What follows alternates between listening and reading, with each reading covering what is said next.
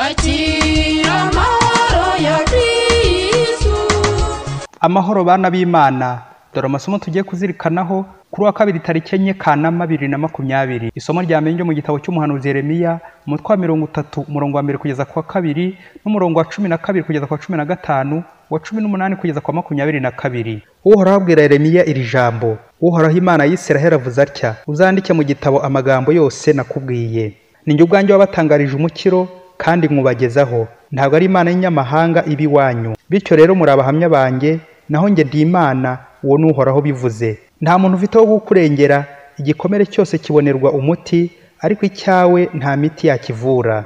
Abakunzi bawe bose barakwirengagije, ntibakwitayeho. Naragukomerekeje, boshye ubiswe n'umwanzi.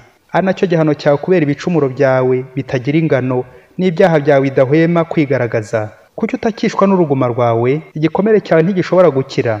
Nakugize ntyo kubera ibicumuro byawe bitagira ingano n'ibyaha byawe bidahwema kwigaragaza. Uhoraho avuze atya: nzavugura amahema ya Yakobo, abayatuye mbagirire impuhwe. Buri mujyi uzongera wubakwe ku musozi wawo, na buri nzu nziza isubire mu kibanza cyayo. Abantu bazavuza impundu zo gushimira ziherekejwe n'amajwi menshi y'ibyishimo. Nzabaha kororoka ubutazagabanuka, nzabubahiriza kandi ntibazasuzugurwa. Abana babo bazasubiza ubutoneshwa bahoranye, umuryango wabo ushinga imizi imbere yanjye, maze mpana babashikamiraga bose. Umwami wabo azaba ari umwe muri bo, umutware wabo azabakomokemo, kandi nzamuzane mwiyegereze. Ninde rero watinyuka kunyegera? Uwo ni Uhoraho bivuze. Muzambera umuryango, nanjye mbabera Imana. Iryo ni ijambo ry'Imana. Zaburi ni 102. Igihe Imana izakoranya umuryango wayo bundi bushya, izigaragaza yuje ikuzo. Ivanjili yanditswe na Matayo, umutwe wa 15 umurongo wa 1 kugeza kwa 2 n'uwa 10 kugeza kwa 14. Muri icyo gihe abafarisayo n'abigisha amategeko baturutse Yerusalemu niko kwegera Yezu bati: niki gituma abigishwa bawe bica umuco w'abakurambere? Dore ntibakaraba iyo bagiye gufungura. Nuko Yezu ahamagara rubanda, niko kubabwira ati: nimutege amatwi maze mwumve. Si igishyirwa mu kanwa gihumanya umuntu, ahubwo ikiva mu kanwa nicyo gihumanya umuntu. Nuko abigishwa baramwegera baramubwira bati: aho uzi ko abafarisayo bumvise amagambo bikabarakaza? Yezu ati: agati kose kadateretswe na Data wo mu ijuru kazarandurwa. Nimubihorere. N'impumyi zirandata izindi mpumyi, kandi iyo impumyi irandata indi mpumyi, zombi zigwa mu mwobo. Iyo ni ivanjili ntagatifu. Bana b'Imana, ineza y'Imana ibasakareho mwese. Dufashijwe n'amasomo y'uyu munsi, tugiye kuzirikana ku ngingo y'amagambo meza. Ibinyanduza bituruka he? Ibimpumanya bituruka he? Uruhare runini ni umunwa uva. Umuntu usohora amagambo mabi kwanduza, ukavira no kwanduza abandi imico mibi. Mu isomo rya mbere turumva amagambo meza y'ihumure asohoka mu munwa w'Imana. Uhoraho asaba umuhanuzi Yeremiya kuyandika ati: uzandike mu gitabo amagambo yose nakubwiye. Niyo mvugo yo mu Romani igira iti: scripta manent verba volant, les écrires les paroles s'envolent.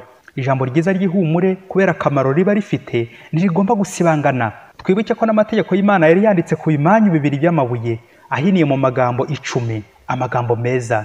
Uyu munsi rero Imana yiyemeje kubwira umuryango wayo amagambo meza, ko igiye kubagirira imbabazi, ikabakoranya, ikabavana iyo bari batatanyijwe. Restauration. Nuko ivugurura n'isezerano ryayo y'amagambo meza ati: muzambera umuryango, nanjye mbabera Imana.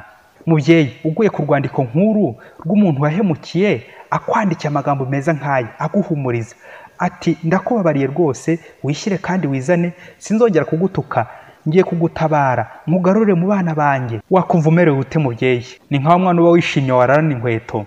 Ibyishimo bitwereka ko amagambo meza ari muri umuna w'Imana, naho amagambo mabi ni imfura ya shitani. Ndawifuza kubwirwa nabi, ndawifuza gutukwa.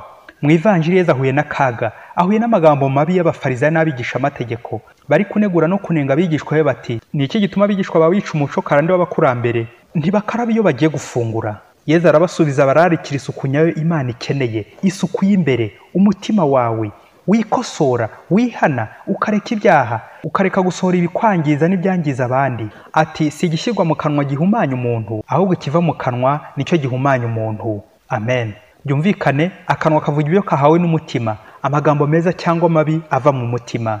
Gatigisimu ya Kiliziya Gatolika itwigisha uburyo bune umuntu acumuramo: ibitekerezo pensée, amagambo parole, ibikorwa action, n'ibyo wirengagije gukora omission. Uburyo bwa kabiri amagambo les paroles, niho Imana uyu munsi ishaka ko dukosora, kugira ngo turusheho kuyigarukira tuyitunganire. Abantu bamwe hari ubwo bibeshya bakibwira ko ubwo nta gikorwa kigaragaza ijambo bavuze, ubwo si byo, ngo nta gihamya, ngo nta foto ibigaragaza. Nyamara ibyo bitekerezo bihamagara ijambo naryo rigahamagara igikorwa. Ni ngombwa rero kwitonda tukabanza tugakaraga ururimi mbere y'uko tuvuga. Ari nabyo umuhanga yigeze avuga ati, hari ibintu bitatu iyo birekuye utongera kugarura mu mwanya wabyo, nubwo wateka ibuye rigashya: igihe wataye, umwambi warekuye, n'ijambo wavuze. Babyeyi, yaba twitaga ku magambo tuvuga tukamenya ko atongera kutugarukamo, twajya twitonda mu kuvuga.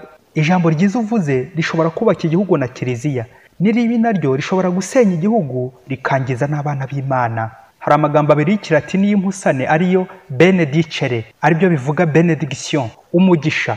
Bisobanura kuvuga neza, kubwira umuntu neza. Naho malus dicere, malediction, umuvumo, ukubwira umuntu nabi, kumutuka, kumwandavuza, kumuhumanya. Ari wo mubyeyi, wahitamo benediction umugisha cyangwa malediction umuvumo? Icyo wahitamo ni ngombwa nawe kucyifuriza abandi. Njye nahitamo umugisha, bityo nkagira umugisha, nuko nkawifuriza n'abandi. Abahanga mu kuvura amarozi bemera ko bashobora kuvura uwo bahaye ibitamikano ku isahani, uwo bashumuriye ibitega, ariko uburozi bwananiranye butavurwa ni uburozi bw'amagambo. Umunsi umwe hari umugabo bagiye kurega ngo araroga, yamaze abantu abica. Nuko abwira abayobozi ati, ni ukuri barambeshyera, nta gipfusha cy'uburozi kibi iwanjye, sindoga rwose, nta muntu n'umwe ndica. Ariko icyo niyiziho kimwe, iyo mvuze ijambo rihita riba igikorwa. Iyo mbwiye umuntu ati uragahenga mu munwa, uhita uhengama. Akaguru kawe karakavunike, gahita kavunika. None nanjye nayobeye ko nagira. Umuyobozi aramusubiza ati, musaza, ubwo uvuga bikaba, noneho buri muntu wese muhuye uzajya umubwira uti urakabaho neza, urakamererwa neza. Nuko wa musaza arikiriza arabyemera. Yewe kugeza na n'ubu ntawe urongera kumwitakana ngo yaramuroze. Mubyeyi, nta muntu ujyorogesha amagambo mabi yawe, imvugo mbi, guhoza ibishenzi mu kanwa, kuvuga amagambo y'ibiterasoni, gutukana, gutongana, gusebanya, kuzimura, kwivovota, kwivumbura, kurakara, guteranya, kugira umunwa uva, amagambo atameshe. Ubwo bwose ni uburozi bwa kijyambere bugezweho, bwa bundi butavurwa, keretse nyirabwo aburetse agafata intego noneho yo kuvuga neza, nk'uko uyu musaza nawe yakize. Ubundi nta muntu mukuru wakagombye kuvuga nabi, kuko icyo avuze cyose burya kigira ingaruka mbi cyangwa nziza kuwo abwira.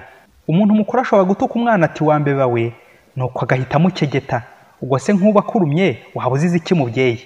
Birababaje, hari umuntu mutamarana iminota 10 ataratukana, ataravuga ibiterasoni. Ubwo ni uburwayi, ni uburozi babyeyi.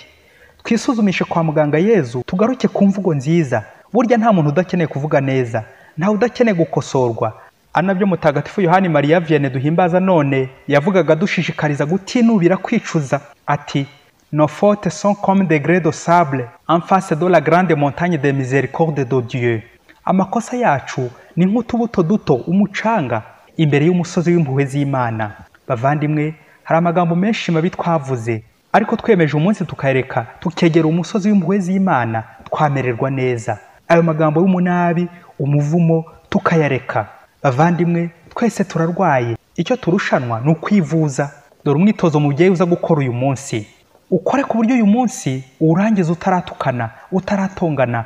Patro, uwurangiza utarabwira umukozi nabi ngo umushinyagurire. Mubyeyi, uwurangiza utarahungeta abana bawe, utarabatuka, utarivovota, utarivumbura, utaravuga ibiterasoni. Nubishobora nawe uraba wakize. Ntawe uzongera kuguhamagara ku murenge ngo uze usubiremo ya magambo y'ibiterasoni wavuze cyangwa guteranya abandi. Ntawe uzongera kugutegera ku ijambo. Mbese imvugo nziza ikubera umuti w'inabi.